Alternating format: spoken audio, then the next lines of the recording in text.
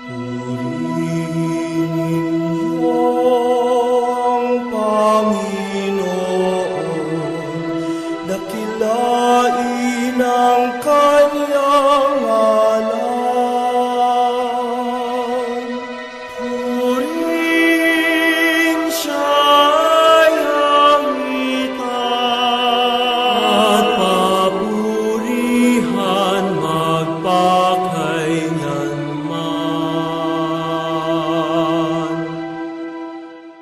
Purihin siya'y hangitan, at papurihan magpakailanman. Aming Panginoon at Diyos, karapat-dapat kang tumanggap ng papuri, karangalan at kapangyarihan, sapagkat ikaw ang lumalang sa lahat ng bagay, at ayon sa iyong kagustuhan, sila'y nilalang mo at pinanatili.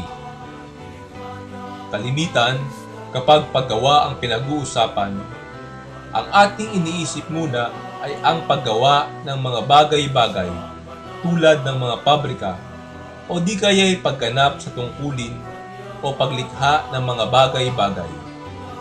Mula sa mga bagay na meron tayo ay gumagawa o bumubuo ng isa pang bagay.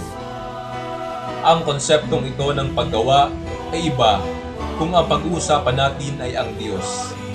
Sa simula pa lamang ng mga salita sa Biblia, pinapahayag na ng Diyos ay siyang lumikha ng sanlibutan. Kapag pinag-uusapan ang Diyos, imbis na gamitin ang salitang paggawa, ginagamit natin ang salitang paglikha. Dapat na malinaw sa atin na hindi lahat ng paggawa ay paglikha, subalit lahat ng paglikha at paglalang ay paggawa. Ito ay sa kadahilanang lahat ng bagay na ginagamit natin sa paggawa ng isang bagay ay mula sa nilikha ng Diyos.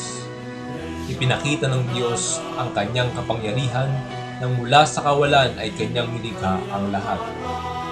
Kaya kung tutusin, ang higit na akbang pandiwa sa gawain ito ng Diyos ay hindi paggawa, kundi paglalang.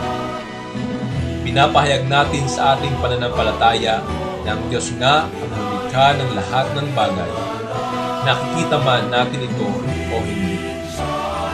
Sa makatuwid, tayo'y naririto ngayon sapagkat tayo'y nilikha ng Diyos, ng Ama, Anak at Espiritu Santo. Napakahalaga na malaman natin ng ating pagsampalataya na ang Diyos ay siyang lumikha ng santinakpan. Ito ay magbibigay sa atin ng direksyon upang malaman ang kasagutan sa mga karaniwang katanungan natin sa buhay bilang isang tao. Saan tayo magmula? Saan tayo tutungo? Gayun din naman, ang lahat ay nilikha ng Diyos hindi dahil nais niyang punuan ang kakulangan sa kanyang sarili.